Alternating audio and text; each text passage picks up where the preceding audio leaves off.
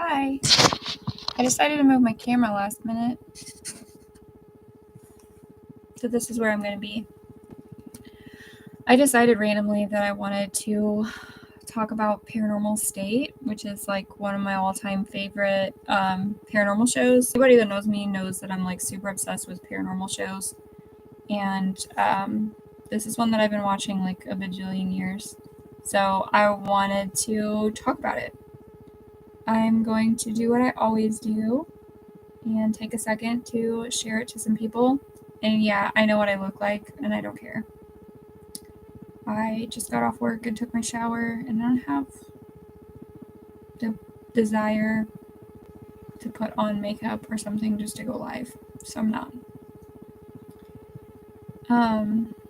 Give me just a minute. I'm always worried I'm going to send it to somebody who doesn't care. I should link it, though, for my stories, because I do have people that follow me. I also have some Mountain Dew that I want to taste test while I'm already here. So I'll probably do that first, just because, you know, I'm already waiting to see if anybody gets on. I'm not going to wait very long, though. I'll just start talking, and anybody that joins later can join later. But this is the Mountain Dew that I'm going to try. It's the new mystery flavor for the Voodoo of this year. Every year they do a new Voodoo flavor. And so yeah, I am going to see how it tastes. Last year I remember it tasting, I feel like it was like the cherry airhead. If you guys have ever had a cherry airhead, I don't know if that's an American only candy or not. But yeah, it was not bad. Sometimes the flavors are not my thing. Putting a link. I'm so disorganized. But I can stay live till about 4:30.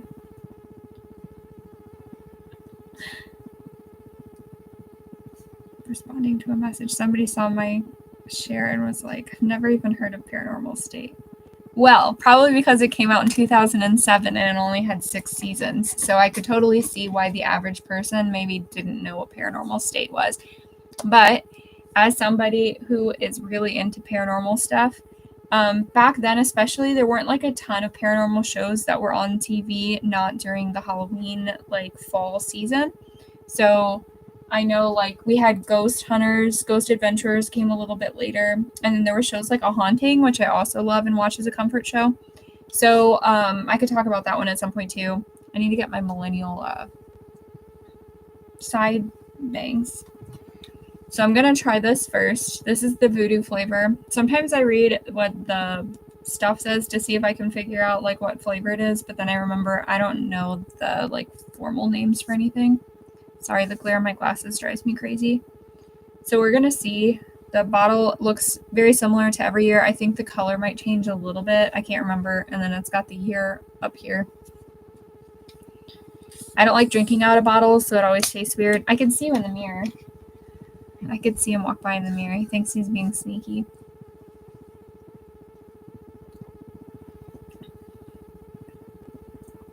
This tastes really familiar.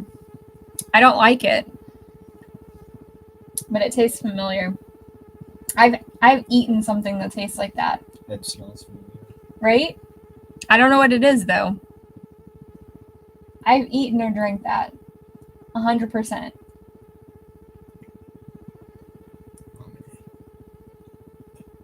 You think it tastes like a ramen? Mm-hmm.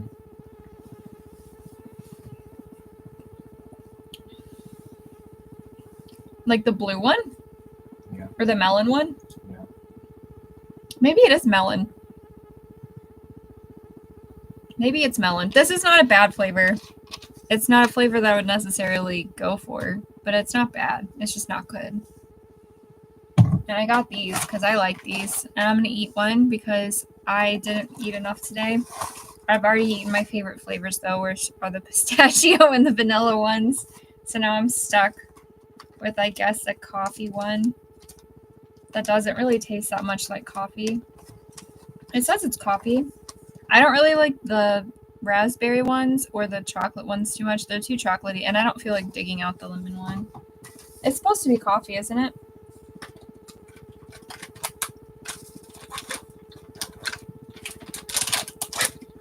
giving it a go. Oh, the coffee flavor hits late.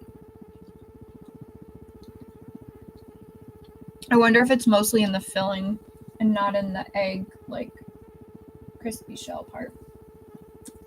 It's not a super strong coffee flavor. You just disappear behind me. It's not a super strong coffee flavor, so it's not that bad. I'm wondering if I look up what the flavor actually is for that Mountain Dew, if it comes up. I'm gonna try. Mountain Dew. There we go. It's definitely like a fruity flavor.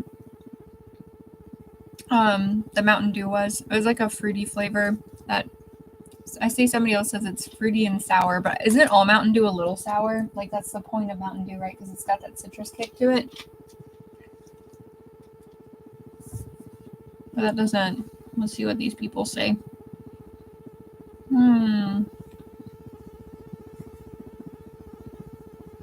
This person thinks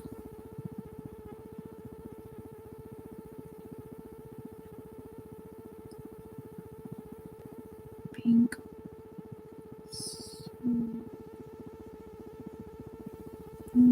What?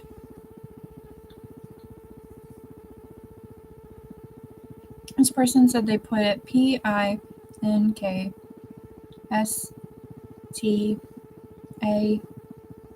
Oh, they think it's pink starburst. What in the heck? Speaking of, do you think it's pink starburst? Last year was cherry airheads. I got that one right.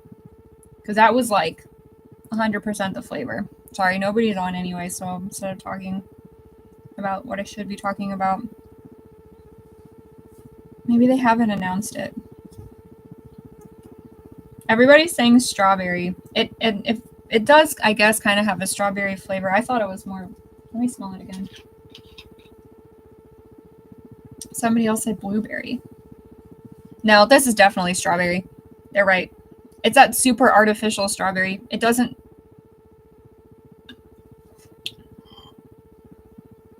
You know what? It might be a starburst. I hate the pink starburst. I'm like probably the only person in the world that doesn't like them. I like the red ones. I'm not a fan though. It's like not horrible, but I don't like if this is strawberry, that could be why I don't like it though, because I don't like strawberry flavored things. Here, you do. Anyway, that's enough of that. I was going to talk about my favorite show, one of my favorite shows, which is Paranormal State. I don't have all the seasons, or I can't find 2 of the seasons. Actually, I know I do have all the seasons. I just don't know where 2 of the seasons are. Because this is seasons 1, 2, 3, and 4, and there's 6 seasons. So I'm missing 2 seasons, but I'm sure I have them somewhere because this, like I said, is one of my favorite shows. This classic Ghost Hunters, like the first couple of seasons of Ghost Hunters. Ghost Adventurers, if I feel like I want to laugh, I watch Ghost Adventurers. I really like the Lost Tapes also, if I want to laugh. What did I say earlier? A Haunting. That was like a classic back in the day. I remember watching that when I was babysitting forever ago. I got permission from the parents, so it's not like I was forcing them to watch scary shows. But anyway, I got all of these, I think. Well, I got the first one used, and then I was able to order the other ones. I think you can still buy these on A&E's website. They originally came out on A&E. And they released, like I said earlier, apparently I just looked up stuff on not Instagram. I just looked stuff up on Wikipedia. I'm not going into super crazy details on everything. I probably could on some of it if people wanted more detail, but this show came out in December of 2007. So I was 17 back then. And I was obsessed, probably because this show centers around a bunch of college students that are in a Paranormal Research Society, as they call it, at Penn State University. And I was 17, so I was getting ready to go to college. So like in my brain, I was just like, oh, I can join a paranormal club at my university too, and I'll be cool just like these guys are. Joke's on me. The college I went to did not have a paranormal research society that I knew of or could find.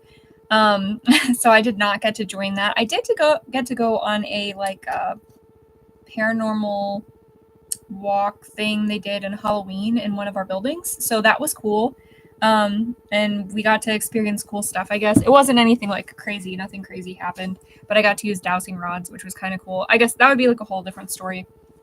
But anyway, so I think that's why this show, like, especially like resonated with me, because I was about to be in college. They were college age kids, so they weren't that different in age from me. They also had like a similar aesthetic to me. A lot of people, like when they did paranormal shows, they tended to either be super weird or super like normalized. So they wanted to make the people that were hosting the show appear really normal, or they would want to make them like super eccentric. And I felt like Paranormal State's group of people wasn't overly dramatic, eccentric people. They were clearly like not the stereotypical normal kids going to school. I would say they were probably more of the weird kids, but that was also more like me. I was not a normal kid, so they dressed a little bit more alternative, but not super alternative. And they had weird hobbies, right? They had like nerdy kids, and they had a girl that was a witch. And at the time, you know, people didn't really talk about if they were witch or not, or if they were part of any kind of subculture, especially on TV. They just didn't have a lot of that. And when they did, they tended to be the butt of the jokes, and you'd see them a lot on makeover shows or something like that. So this was just very normalized teenagers, college students that were doing something that I also really enjoyed. So I just really loved this show. I know, just based off of what I was, Googling, because I'm lazy, I saw that the people that produced Paranormal State also produced Laguna Beach, one of the Orange County things, which I just kind of thought was funny because they produced it for MTV, but this was produced for A&E, and it's just such different genres. But I also can kind of understand now a little bit more like how it was filmed, because of the way that they kind of talk to the people, and it kind of does have that very reality TV feeling to it. There's like interpersonal drama that happens, and then of course an investigation drama between the clients and them, and everything. So it kind of does have like a very reality TV feel, which it technically is reality TV, right? Apparently there was other names that they tested instead of just Paranormal State, and those included Out There, Dead Time, and Paranormal U. I'm glad they went with Paranormal State because I just liked it better than those options a lot. And according to them, there was a team of people that did like production, and they would like pre-investigate the situation, but supposedly not tell the actual paranormal investigators what they found. So that way they kind of could make sure that they were filming at the right times and assume that they could figure out, I guess, when they should be checking people's like expressions and stuff. I'm sure that they probably dropped hints or something to kind of lead this investigation team the right way if they already had investigated, which that's just how reality TV is. There's always going to be some things that are contrived and like made up. So I think some of it you just have to take with a grain of salt when you watch any kind of show like this. I, of course, do believe in the paranormal. So like some of the experiences I definitely believe in, but I also understand why other people wouldn't, especially because it's got that reality TV feel. But it started off with a pilot, and then the pilot episode did so well that instead of only getting 14 episodes in season 1, they wound up getting 20 episodes in season 1. And then that grew to the 6 seasons and the 86 episodes that I wound up getting. IMDb does have this ranked at a 5.4 out of 10 stars. I can totally see that, especially if you're not really into paranormal stuff. It's kind of goofy. I usually get that from a lot of people whenever it comes to paranormal things, that, you know, if you don't believe it, it's kind of hard to just like sit there and watch people do an investigation and everything. But if you do like it, from what I was reading, a lot of people did like the spooky vibes, and they liked that reality TV feel that kind of gave it that, I guess they were kept comparing it to Blair Witch. I don't really think it has a Blair Witch feel to me, but it definitely has that kind of reality TV, like instead of watching Jersey Shore, you're watching Paranormal Investigators. And so it kind of has like a very real, gritty feeling to it. And they definitely recorded it that way too, with the cameras and everything like that. Kind of had a more gritty dynamic to it than other shows. So, like I said, the producers also did one of the Laguna Beach series. So you can see that that one definitely looks more fresh and vibrant and colorful. And this one, most of it's going to be in very muted tones and everything. So that's kind of cool. I did see also some like critiques of this show that some of it could be overproduced. So, and I think this is true for a lot of reality TV paranormal shows that have like the real life investigators in it, is sometimes they want to like put dramatic music in, or they want to make a scene look more dramatic. But when they do that, they kind of take away from the investigation, because then it's really hard to see what they're seeing or hear what they hear, because you just put in this weird piano music to make things more dramatic. So to me, that always is annoying in these kinds of shows. So I kind of just have to ignore it as best I can, because it doesn't just happen in this one. It happens in a lot of these kinds of shows. So I can definitely see where that is a super good criticism, I guess, of any kind of paranormal show. But other people liked it. So, I mean, it's again, it's just one of those things. I think for me, it's just a really personal thing. One of the reasons why I like Paranormal State a lot is they did a lot with mediums and bringing mediums in, which if you believe in mediums, you know, whatever, maybe you don't, maybe you do. But if we just look at it from a show standpoint, we even pretend all of it's fake, which, like I said, I don't believe it's fake. But even if we did, having the medium kind of just makes it more exciting than having like just ghost hunters where they just use instruments. So Paranormal State did use that. They'd have the EMF detectors and all that kind of stuff too. But they'd also bring in a medium, which usually it was Chip Coffee, but every so often they'd bring in somebody else. And he would do like a blind read, usually with an actual blindfold on, where they would bring him in and they'd walk him around the house and see, or the building, didn't have to be a house, but the building, and then they'd walk him through and he would have like his initial feelings of whatever he sensed there. And personally, I've always found Chip to be pretty believable. I know some people find him kind of more like, I guess, dramatic, because he has very enthusiastic or negative responses depending on what he's reading. But I can kind of understand that, because like I think anybody has walked into an area and they've had like a negative feeling. So I can only imagine if you're more in tune with that stuff, it's probably pretty startling for some of the stuff that you walk in on. You haven't heard of the show either? I just got a message too from somebody else that said the same thing. They'd never heard of this show. This show is so good if you like paranormal stuff. I'm telling you.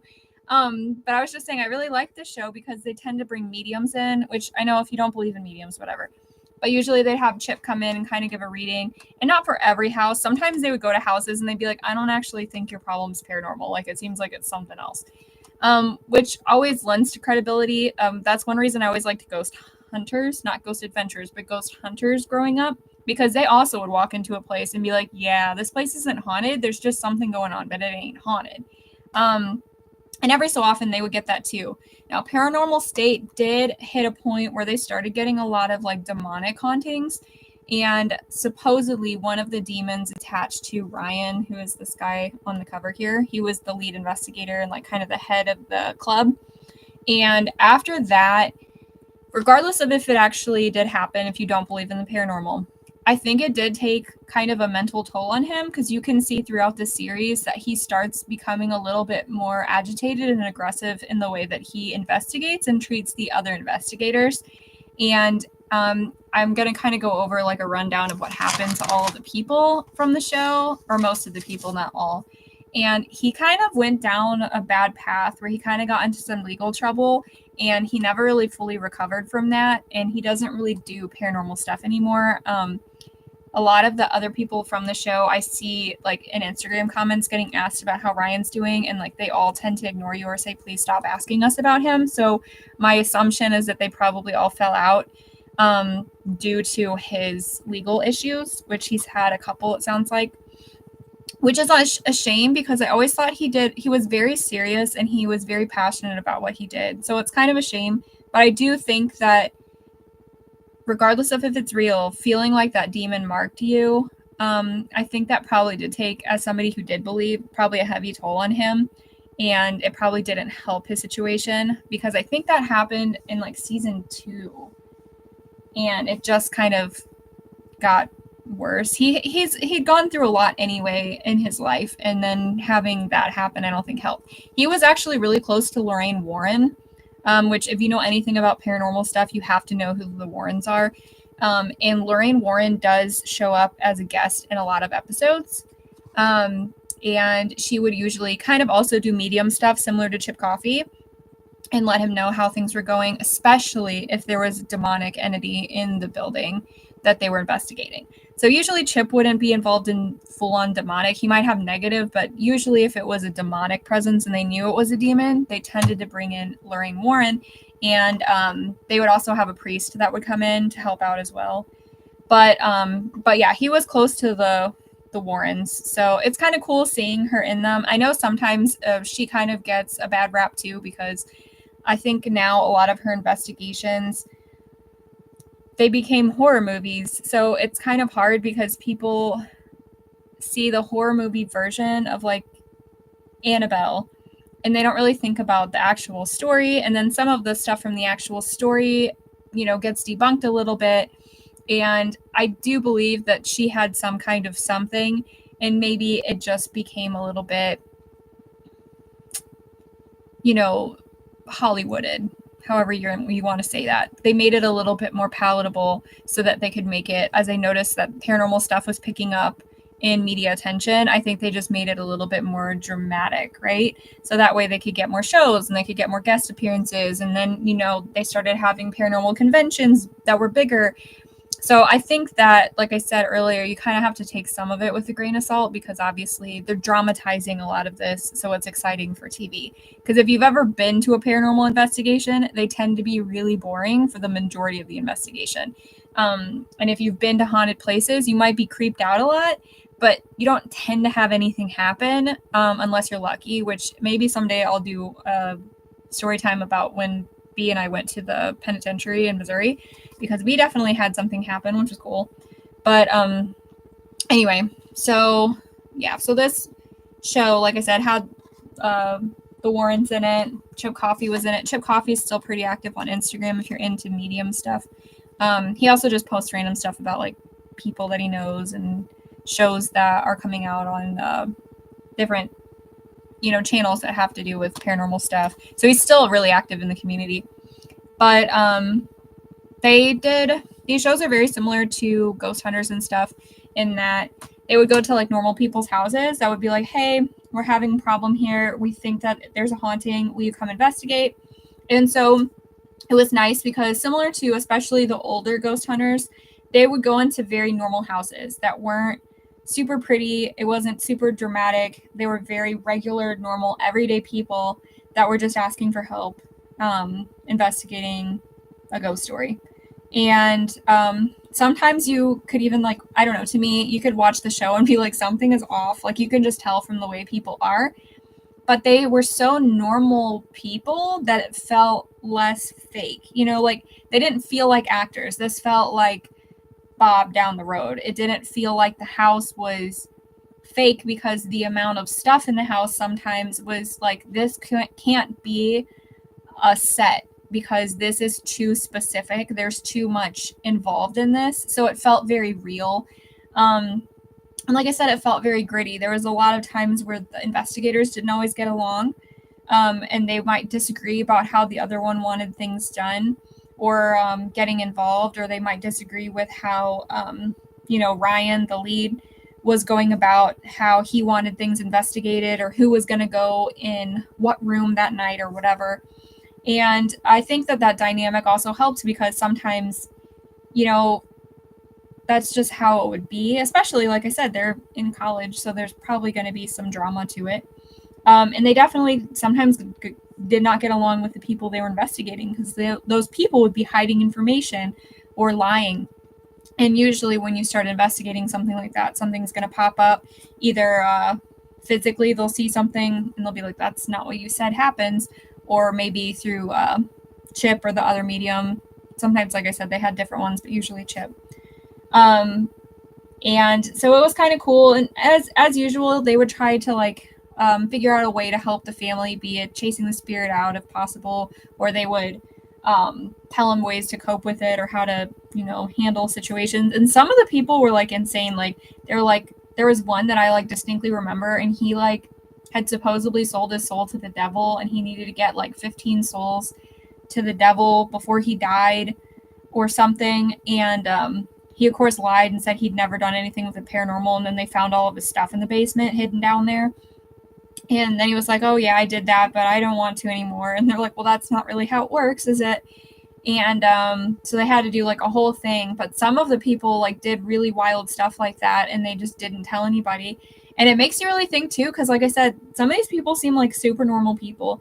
And like not normal as in like, I don't really like saying normal, but normal people, like your neighbor. Like it just seems like, oh, that person could be my neighbor, and then you find out they're doing weird satanic, like not like satanic as in like the satanic temple, but like actually satanic, like weird stuff that you would see being criticized by like, moms across the world, where they're actually doing ritual sacrifice of animals and weird crap like that. And they would just lie and say like, oh no, I have no idea how this weird stuff started happening. And then all of a sudden it comes out and they're like, well, yeah, I guess I did do that for like 15 years, but it's been like 3 years, so I stopped doing that. So those were always really weird. They did investigations of like bigger places too. So they would actually go to like haunted places, like penitentiaries, and I think they went to different mental health asylums. One of which was one that Ryan had really bad experiences with, and so he kind of had a really rough go when he went there, and they went back and had a second rough go, which I understand. I've been to mental health asylums from the past before, and they do have a really bad feeling, especially if you know that you have mental health issues or what would be considered a mental health issue at the time, and you know what they did to people. Regardless of the hauntings, you just get a really bad feeling. Like I've always just had bad feelings when I go to those kinds of things. But like I said, a lot of the shows are just really, I don't know, they're really calm to me. Usually they would have, I think, two shows per episode or whatever. And so it was just, I don't know, I just always watched them growing up. I just loved watching them. And so we didn't have cable or internet until very recently. So B bought me all of the physical discs. That way I can always throw one in and then watch it. And I still watch this as a comfort show, which is kind of weird because, like I said, they wound up getting a lot of really demonic things happening after a while. And I just put it on, and just like hearing their voices always just made me really calm. And it just, I don't know how to explain. If you don't have like a show like that, I guess it's hard to explain. This is more of the team. I don't really have a lot of pictures that I can show. And I know this one over here is Sergi, and Ryan, of course, in the middle. And this doesn't have Elfie on the outside. I think it's got, I don't think, they didn't take a lot of pictures of Elfie, but it's just a regular DVD set. People probably don't even know what DVDs are anymore. But anyway, their tagline, it's not your imagination. That's such a 2000s font, isn't it? It looks like such a 2000s font. And he dresses very much like in a similar vein to how Zach Baggins dresses from Ghost Adventures, that like affliction era aesthetic. He definitely did that, but you can kind of see this is very like 2000s clothes, isn't it? But I loved this show. There was a lot of scarves and hats and stuff and vests, I remember, from these shows. But I just really loved to watch these. They definitely caught some activity. Of course, like I said, if you don't believe in ghosts, then fine. They caught some fake activity. I don't care. And they definitely tried to help a lot of like kids that were having issues and everything like that. And they had such a cool team because they had people that did different stuff, which was also kind of new because, like I said, there wasn't a lot of shows back then, and usually you didn't have like a demonologist on your team, but like they would call in a demonologist. And then they had Elfie, who was their resident pagan member, and she could do different rituals depending on what kind of spirit they had around them. And then they would bring in a priest sometimes if they needed a priest in there. And at the time, like ghost hunters and stuff didn't do that, and ghost adventurers didn't even do that. They just had 3 of them getting possessed every single episode. Zach Bagans.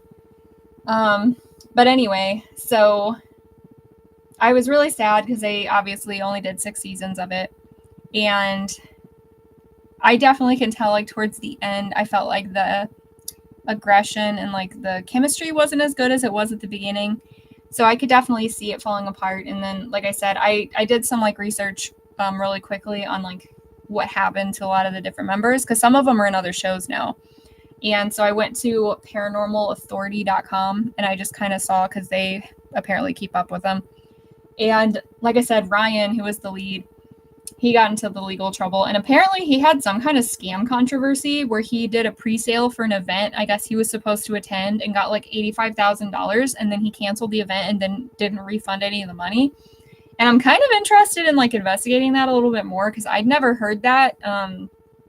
But I could totally see that because, like I said, conferences for like paranormal stuff is getting a lot more popular. And so I could totally see him saying he was going to be at one, and people bought tickets to see him because he's been through a lot of experiences even outside of the TV show, and wanting to hear from him because he hasn't really been around since he had stuff happen. But yeah, I don't know the details of what controversy he had, but that's kind of crazy. His other legal trouble had to do with, I think, like domestic violence and like drug use and stuff, which is also no bueno.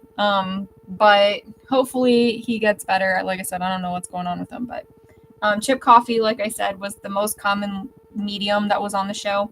And he did a lot of other appearances. His most famous show for me personally was a show called Psychic Kids, which I used to love. I think that was also on A&E. And he's still sometimes guest appearances on like Kindred Spirits and stuff like that. And he's pretty active on Instagram and everything. Heather was on the show. She was their documentarian. And she still does tarot readings, and she was in the TV show Alien Highway, which I haven't watched. I don't watch alien stuff nearly as much as I watch paranormal stuff. And she's apparently in a post-punk band called the Glowworms, which is just kind of a cute name. Elfie, who like I said, she was like their pagan member that did things a little bit differently than them and would do different like ceremonies to like help the spirits. But she doesn't actually go into shows. So after the show ended, she kind of like stepped out of the spotlight. I always really liked Elfie. She had a really quiet, unique voice, and she just always seemed so like calm. Like, I don't know how to explain it.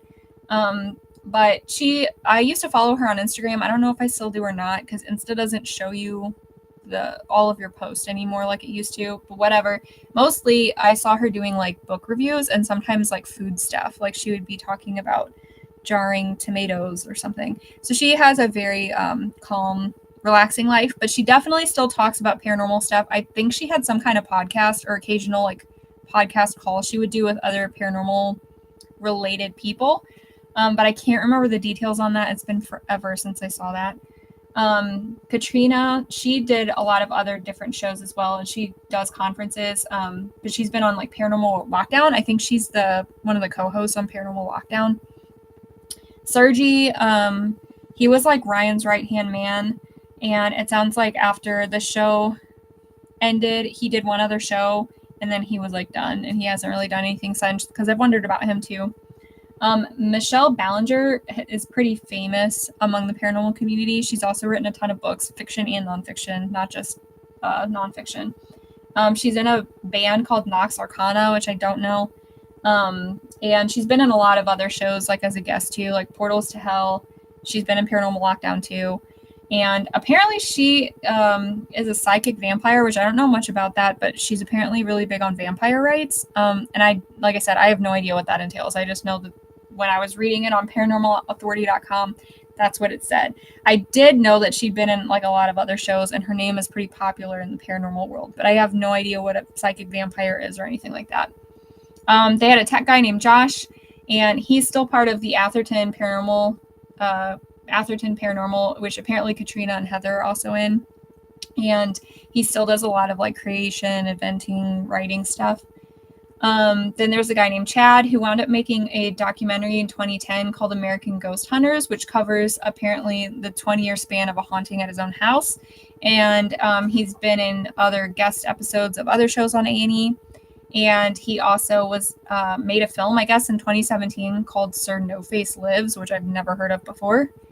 And then we already talked about Lorraine Warren, who everybody I think knows who Lorraine Warren is. And she was, of course, a consultant on tons of different shows, guests on tons of shows. She was a consultant on the horror movies that they wound up making out of her real life.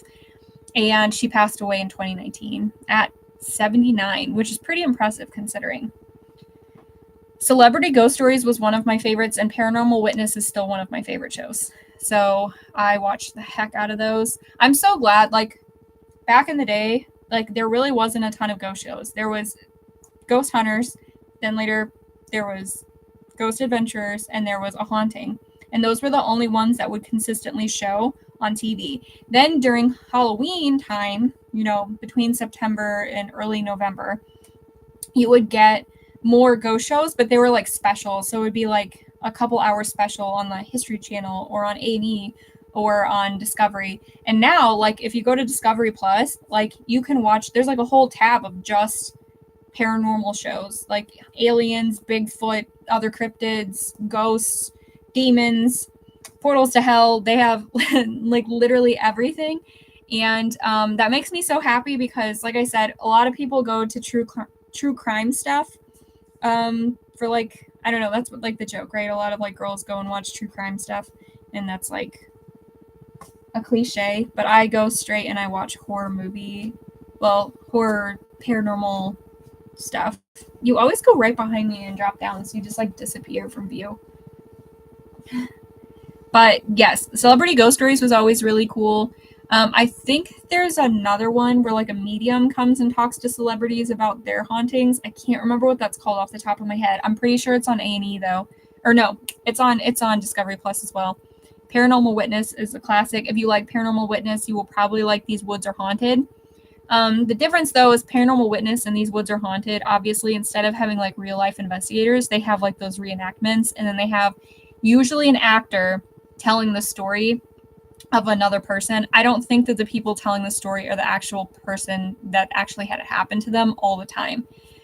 Sometimes they do get really emotional, and I think that person probably is the right person. But I honestly think sometimes that the whole thing is actor. Even if the story is supposedly real, I think that all of it's acted, which I understand. I probably wouldn't necessarily want to be on screen telling some of these stories either. And I kind of like when they just shadow them out, though, and just do the voice changer instead. So it's a little bit more, real. I believe in it. I can't help it. I've believed in ghost stuff my whole life since I've lived in a haunted house my whole life. But anyway, so yeah, that's Paranormal State. If you like that reality TV aesthetic, 2000s, I saw it getting compared to, like I said, the Blair Witch Project. I don't know if I go that far, but I would definitely say if you liked reality TV from the 2000s, late 2000s, and you like paranormal stuff, you will probably like Paranormal State. It's cheesy, it's fun, it's good. It's stories, some of them are good, some of them are bad. If you like Ghost Adventurers and you like Zach Baggins, you will like Ryan.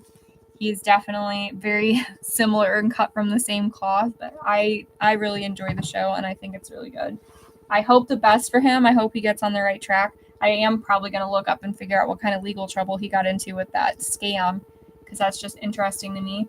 And I still follow Chip Coffee on Instagram because I think it's interesting to see what other shows he guest appearances on. And I know as a kid I used to want to be a medium, but now that I've gotten older, I'm really glad I'm not. I think that would be too much drama. I don't need to deal with that. I can barely talk to live people. I don't need to talk to the dead people too. But anyway, I'll probably talk about some of those other shows soon. I have physical copies of a lot of them, and I might go back and rewatch it. I wish I knew there was a way to like do a watch party where I could like watch these like together with you guys. I know there's a way to do it. I just don't know how. So I might have to talk to my friend Ashton about like how you can do that. Like how can I watch TV with you guys, or how can I watch, because this is on Discovery, or no, this is I think on A&E still streaming. And then, like I said, some of the other shows are on Discovery Plus, which I'm subscribed to, whatever. So I could try to figure out a way to watch stuff. I don't know. Maybe I'll try to figure out how to do that, and we can at least watch scary compilations from like Slap Ham or something before Halloween comes, because I think that would be really fun. But I need to figure out how to do it. So we'll see how that goes. But I don't really have anything else. That's just all I wanted to rant about for a second, because I really love that show and I feel like watching it again. So I don't like movies, but you said you don't like movies, but do you like any ghost movies? Ghost movies. You mean like 13 Ghosts or something? I'm just not really a big movie person in general, and I actually don't like Casper. I didn't like Casper because the other ghosts are mean, and they made me sad as a kid, so I didn't like watching it. Sorry, bees on the floor. That's where I'm looking right now. Paranormal stuff. Blair Witch I think was like really unique, but to me Blair Witch was one that you can like see once and then it's not as much fun to watch again. There's a lot of movies like that, right? It kind of just like takes the wind out of your sails when you try to watch it a second time. Maybe if I watched it now, it's been so long since I saw it, it would be like cool again. But the aesthetic and the idea of it are really good.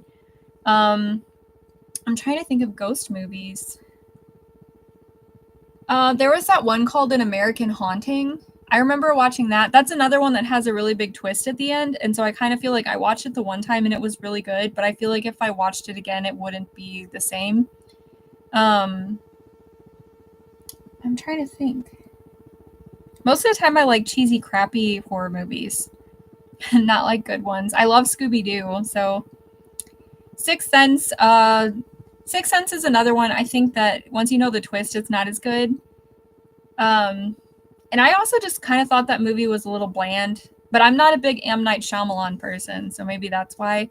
In all of the Conjuring movies and stuff, I have a problem. So what I have a problem with any of the movies that are made off of Lorraine Warren's life is the whole dramatization of it, because like keep in mind that I've been following Lorraine Warren since I was like a teenager. So like way before The Conjuring, Annabelle, all of those movies were made. I already knew all of those stories because I was so into the paranormal, right? And now they made them into like the scariest horror movies, and they added a whole bunch of stuff because it's a horror movie and they got to make it a multiverse and all this stuff now and tie in all these other stories that weren't technically tied together in the same way. So I like understand, like I said, it's a Hollywoodization of the stories. But then part of me doesn't like it because I just liked the story as it was before. And sometimes I think things are scarier when they're more realistic. There's something scarier to me about the actual Annabelle doll and story than there is about the new Annabelle movie. And they made her a scarier looking doll and all of that kind of thing. What are you showing me? I hope that makes sense, though. It's the same thing with The Conjuring. Oh, yeah, I used to love him, too. He showed me the Hollywood Medium with Tyler. What was his last name? Henry. I loved him. He was on TLC, though, I think. Wasn't he? Him, and there was the Long Island Medium. I think they were on TLC. But anyway, so that's kind of like my thing with The Conjuring, because there was a couple of those and Annabelle. And honestly, a lot of horror movies, like to me, since they're so like over the top, the biggest thing that scares me when it comes to horror movies is jump scares, because I'm just not really good at jump scares, or when they're overly gory. I'm not really into gore movies that much, even though I like a couple slashers here and there, like obviously Jason. So I like Friday the 13th.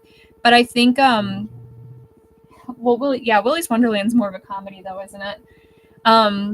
But I think a lot of times they just overdo it, and so it's not as scary because it's just so unrealistic. Whereas like when you just hear a ghost story, it's so real.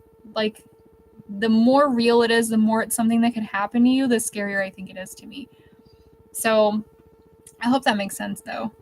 But I do like hearing the stories and I like reading them. Like I said, even if I don't watch a lot of the horror movies, I usually have read them. Like I read people, go online and write out the entire plot and then I read it. And I decide on if it's worth me watching. I do the same thing for the games too, or I'll watch a lot of playthroughs or people's reviews of it. So that way it doesn't mess with my autistic anxiety when it comes to watching TV. But yeah, I think that's why I liked a lot of like a haunting and even the stories that happen in here. They're like realistic. The hauntings are like not so over the top because that's how hauntings usually are. Like if I ever tell my story of like the haunting things that have happened in my life or my family's life, it's not so dramatic as we make it out to be in TV. But I think sometimes that's scarier. I mean, I guess obviously some of the things they're going through are horrible. And I've definitely written horror novels before where everything's way over the top and not realistic. But I think those are more like fun. If I want to be scared, I want to read like real ghost stories. I'm going to say real because I think they're real. But, for you guys that don't believe, real ghost stories. I want to read about that stuff instead. But anyway, that was a rant about how I think the smaller ghost stories are scarier. Having somebody knock behind your head when you're sleeping every night, all the time, when you live in the basement is way scarier than watching a horror movie. Just gonna say it. And it's way scarier to me than watching The Conjuring or anything because it's real and it messes with your brain. Granted, I do believe there's, bad spirits out there, but usually you can stay away from those if you're not making bad choices, usually. But anyway, I also have a ton of books because I read a ton of paranormal books too. And again, they're not like horror fiction novels. I tend to get the books that are like compilations of people's stories, or like usually when you go to like historical places, they'll usually sell a book in their gift shop that's like ghost stories of the blah blah blah of Gettysburg, or ghost stories of whatever. So oh really? It'd be cool to hear them. If he ever wants to share them, I'll read them out loud. I definitely, like I said, have had stuff happen. And maybe one day I'll go through. If I can figure out how to screen share, I'll show you guys pictures from my trip to the paranormal, or not the paranormal, the state penitentiary. And I can go through the pictures and like stuff that we saw and things that happened, which is cool. Because I definitely think it's something. And I definitely think a lot of people get really disappointed, I think, when stuff happens or doesn't happen to them. And I get it because I'm somebody that like used to be pretty disappointed as a really little kid, like pre-10 years old, that I wanted a lot more stuff to happen to me. But then you get older and when stuff starts happening, you're like, I'm tired. Can you just let me go to sleep? So, but again, I know people don't believe in it. You can just think I'm crazy and that's completely fine. It's in my head. That's fine. But I totally believe. So Bede is on the fence. Are you still on the fence? I'm on the floor. Did you hear his dad joke? He said he's on the floor. That's true. Are you still a non-believer though? Yeah. He's still a critical thinker. He hasn't decided. He's still thinking, making a decision. But anyway, that's all I have for today. So if there's a specific show you want me to talk about, I can try to do the same thing where I do a quick lookup of the history of the show. And if you want more details on this, I can try to go through and find like a breakdown of episodes and kind of go into more detail about episodes that I really liked. I'd love to have a reason to watch this again because I love it. Otherwise, I'm going to go. And I did talk about this, I think, before you got in. This is the Mountain Dew Voodoo flavor for 2024. Mystery flavor. And at first we thought it was a ramune flavor, and I said melon, but then later online I saw somebody say that it was strawberry, and I think they're right. This is an artificial strawberry flavor. People are saying Starburst, I could see that, or maybe even there is a strawberry ramune too, so that could be why B thought it was ramune. So it's not horrible if you like artificial strawberry. If you don't like artificial strawberry, like I hate artificial strawberry, you won't like this. And if you like these, the Walmart brand Better Goods is pretty decent if you like these. Mostly the pistachio and vanilla, and I ate one of the coffee ones, and the coffee flavor is not super strong. How have you not had a Code Red in a long time? You should try it again. Make sure you get it out of a can, though, because the bottles taste different. So if you can, and you feel like it, buy at least a 12-pack so you can have it out of the cans. Because Code Red, it tastes crispier out of the can. And if you have the stomach, then do yourself a favor, and get it out of a soda machine. I can't drink soda out of the soda machine because of carbonation, but if you can get it, it's even crispier. 20 years? It's been 20 years since you had a Code Red? I've been drinking Code Red since I was in like 5th grade. My gifted teacher used to have them in his office, and we were allowed to pay $0.25 for soda, and I used to get one every day. And yeah, that just started a lifelong obsession with Code Red. So like my whole life I drink like one Code Red a day since I was in 5th grade, which is like what, almost 20 something years ago or something. How old am I? How old are you in 5th grade? Like 10? So yeah, 20 years I've been drinking Code Red, and you haven't drank one in 20 years, which they came out about 20 years ago. So, and I've heard that the zero sugar one is pretty good, but I'm not drinking it. So you can try that if you want, but I'm not going to try. I'm going to go all in and drink all of that sugar and stuff together.